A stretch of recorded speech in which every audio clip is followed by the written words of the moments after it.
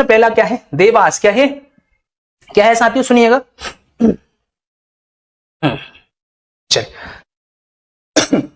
देवास में प्रसिद्ध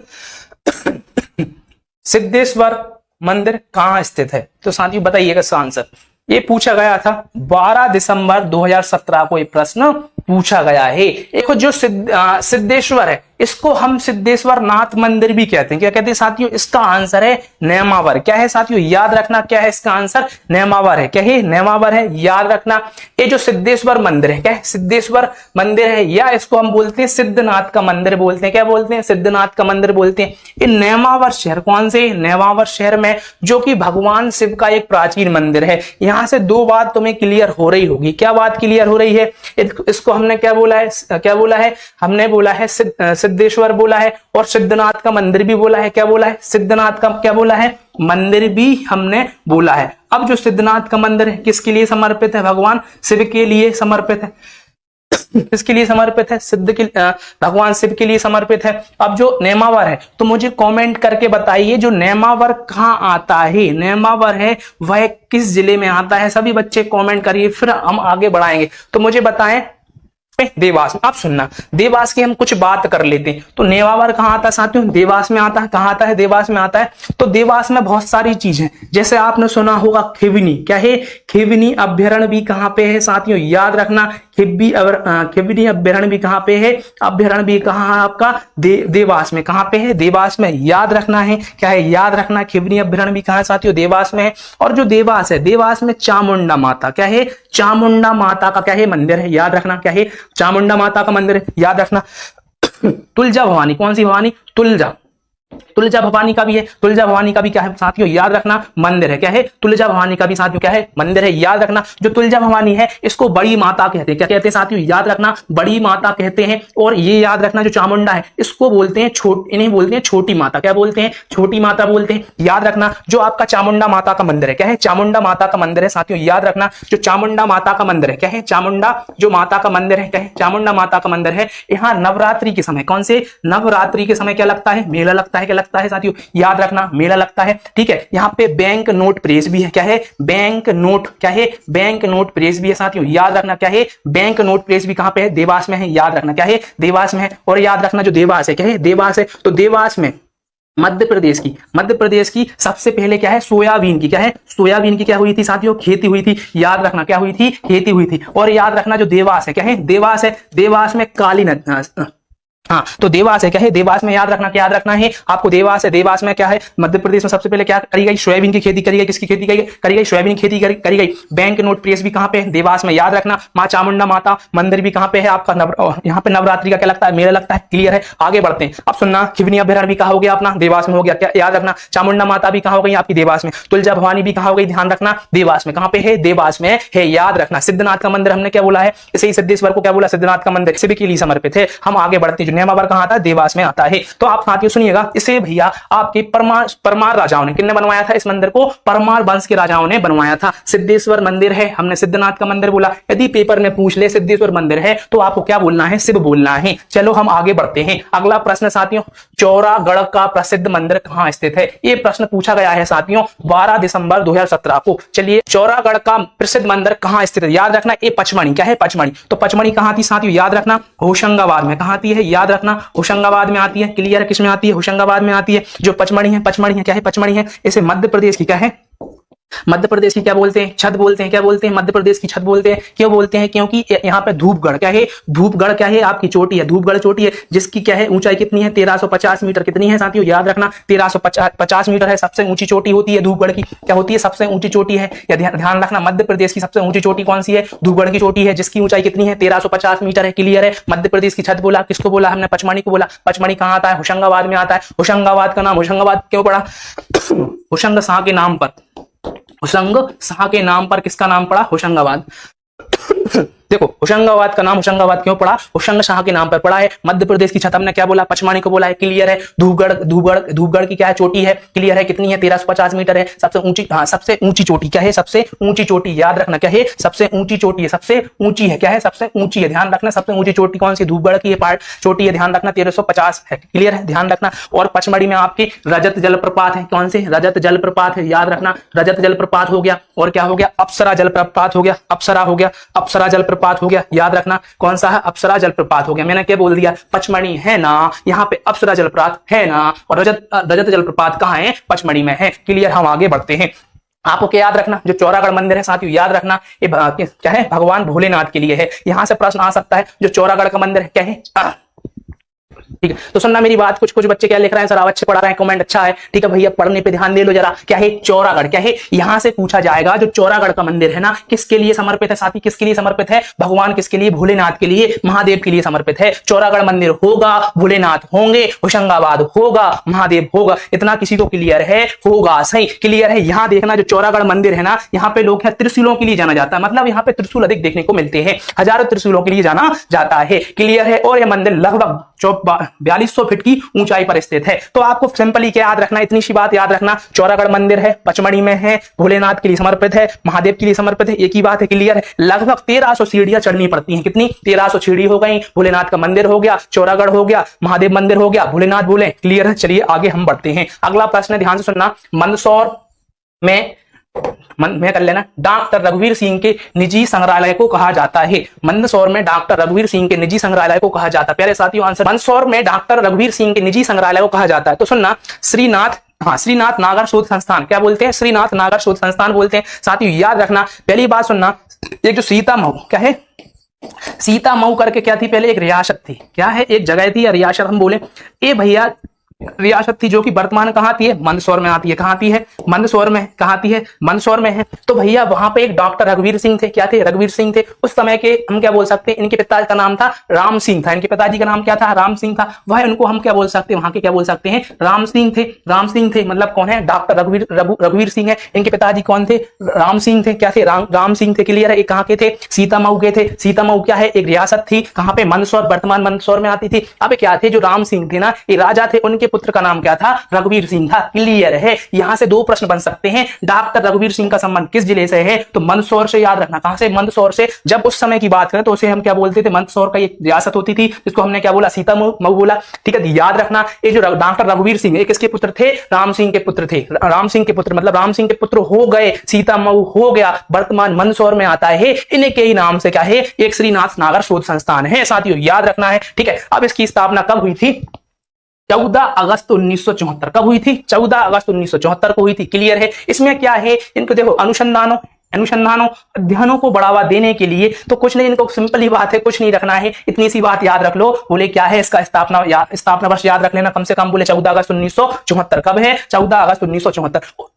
इस संग्रहालय की खास बात क्या है, इसमें फारसी हो गए, क्या हो गए, फारसी हो गए, हिंदी हो गया, उर्दू हो गया, अंग्रेजी और मराठी के भी क्या है पांडुलिपि यहाँ संग्रहित है। तो ये आप याद रख लेना, सिंपली बात है। और यहाँ पे क्या है, मोरी माता का मंदिर भी है, मतलब क्या हो गया, मंदसौर हो गया, सीतामऊ पहले बोला, राम सिंह के पुत्र हैं, कौन है, डॉक्टर रघुवीर सिंह। इसके नाम पे क्या है, क्या है आपका, नाथ नागर शोध संस्थान है, क्लियर है। इसमें क्या, विभिन्न भाषाओं के क्या है, संग्रहालय इकट्ठे, क्लियर है। और मोरी माता का मंदिर भी यहाँ पे प्रसिद्ध है। आगे हम बढ़ते हैं, अगला प्रश्न है, पटियनदाई मंदिर कहाँ स्थित है, तो आंसर दीजिए। आगे बढ़ते हैं, देखो पटियनदाई मंदिर कहाँ स्थित, याद रखना, सतना में। कहाँ पे, सतना में। और याद रखना कहाँ पे, सतना में। तो सतना में क्या, कौन सा मंदिर है आपका, पटियनदाई मंदिर है। तो सतना में आपको बता ही चुका हूँ, सतना, ठीक है।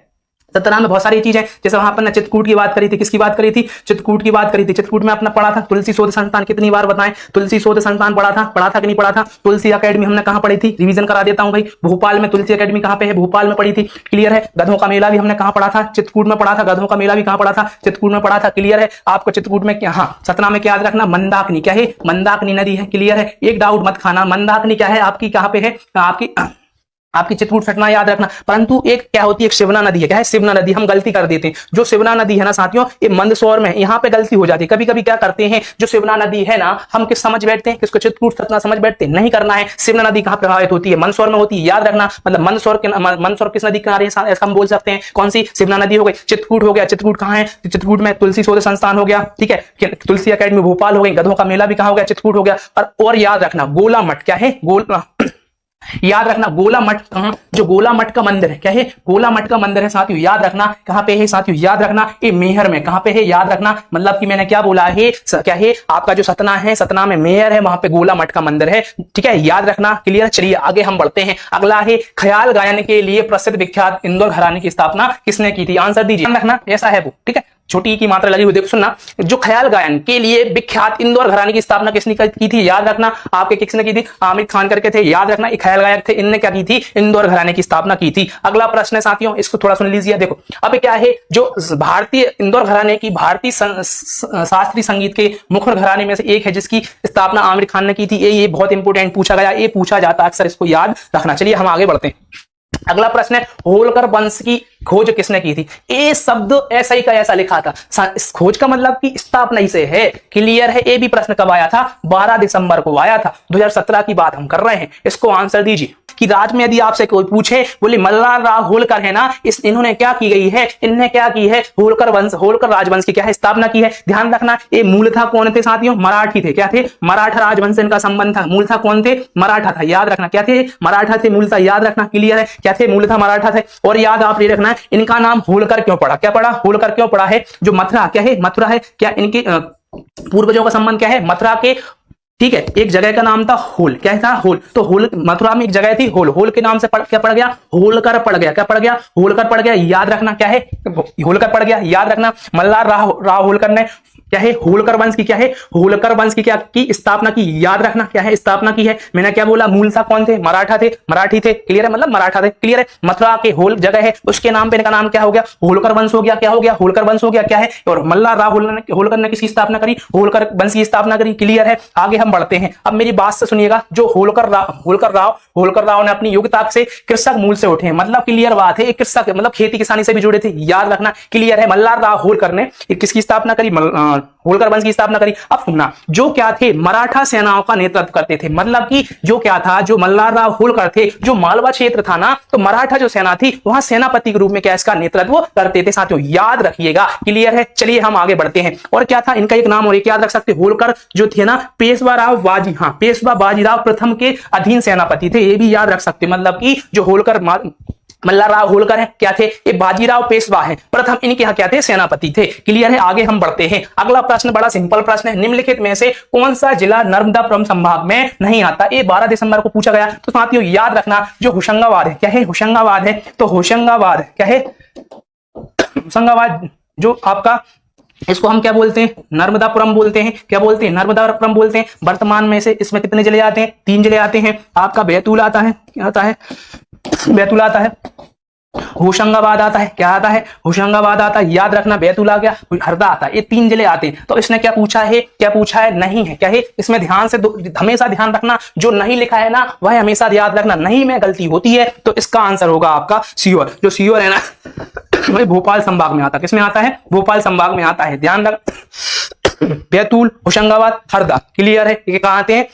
आपके कहाँ आते हैं? नर्मदापुरम संभाग में आते हैं, क्लियर है। होशंगाबाद का नाम नर्मदापुरम कब रखा गया है? 2008 में रखा गया। कब रखा गया है? 2008 में। सुनना, मैंने क्या बोला है? होशंगाबाद जो संभाग है उसका नाम नर्मदापुरम कब हुआ है? 2008 में हुआ है। आप ऐसे याद रख सकते हो। जैसे होशंगाबाद जब हम लिखते हैं तो एच आता है कि नहीं आता? आता है। यदि हम इसको पैक कर दें, क्या कर दें? पैक कर दें, तो कितना हो जाता? 8। तो 8 मतलब कि 2008। होशंगाबाद को जब हम लिखा है तो एच लिखा, एच को हमने पैक करा तो कैसा बन के आ रहा? 8। तो 8 मतलब कि 2008। नर्मदापुरम संभाग नाम कब हुआ है? 2008 में हुआ है, क्लियर है। जो सीहोर है भोपाल संभाग में आता है। चलिए आगे बढ़ते हैं। दुग्धधारा जलप्रपात कहां है? बिल्कुल सिंपल प्रश्न है, ये भी पटवारी में साथियों पूछा गया है। ये भी आपका पटवारी 12 दिसंबर को पूछा था, याद रखना। कब पूछा था? 12 दिसंबर। इसको आंसर दीजिए। देखो, दुग्धधारा जलप्रपात पहली बात तो नर्मदा नदी पर है। कहां पे है? कहां पे? नर्मदा नदी पर है। नर्मदा नदी कहां पे? अनूपपुर। कहां पे? अनूपपुर। इसका आंसर है आपका क्या है? सी है आंसर। क्या है? सी। देखो, कपिल धारा पूछे, दुग्ध धारा पूछे और दुर्गा धारा पूछे, तो साथियों याद रखना ये अनूपपुर में आते हैं। कहां आते हैं?